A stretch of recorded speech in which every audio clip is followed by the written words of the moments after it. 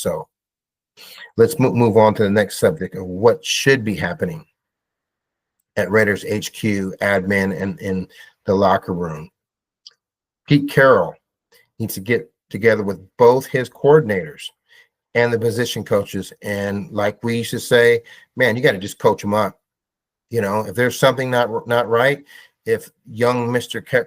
Brennan Carroll, our offensive lineman, if something's not right, if something's not jiving, then Brennan Carroll and Chip Kelly, they got to figure it out. You know, they got to figure out what's not working and get rid of it and figure out what is working. If it's a tweak here, a tweak there, they want to run and play a little bit different, coming off of a double team or staying with a double team at the point of attack. They got to figure out a way to get these other colored jerseys out of the backfield, chasing around Geno and putting a hit on our running backs 2 and 3 yards in the backfield. So there needs to be some sort of it's got to be a serious talk. It's got to be meaningful. Like, hey guys, you know, you got to put some. Carroll's going to need to put some pressure on these guys. Like, hey, we got to do better. You know, we got to coach them up. And I hope that's the message coming down from Pete Carroll to his staffs, particularly the coordinators who can then talk to their position guys, like coach them up, figure it out and coach them up. Okay, so let's talk a little bit more about that. You know, protections.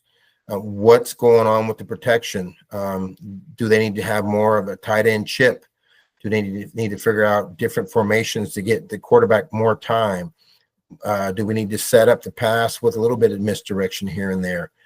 Something's got to work to get Geno that extra second or two to get the ball out of his hands while seeing downfield.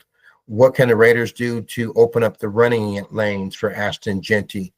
If you're watching the same games I'm watching, you're seeing a young man getting his butt kicked 2 and 3 yards in the backfield, and then he'll bust off a yard somewhere between 6 and 8 yards, and as much as 12 to 16. He's an arm tackle from breaking one, folks, and I think you all see that. But if he's got to dodge 2 players in the backfield as he gets the football, it's going to be a long season. It's going to be a long season. We run the risk of getting him and both Geno Smith hurt. So they've got to figure that out. And we talked about moving the pocket, maybe a sprint or a half roll, maybe some things like screens to soften up the rush. But we got to get the ball downfield without Geno sitting in the middle of a pocket that's collapsing all around him.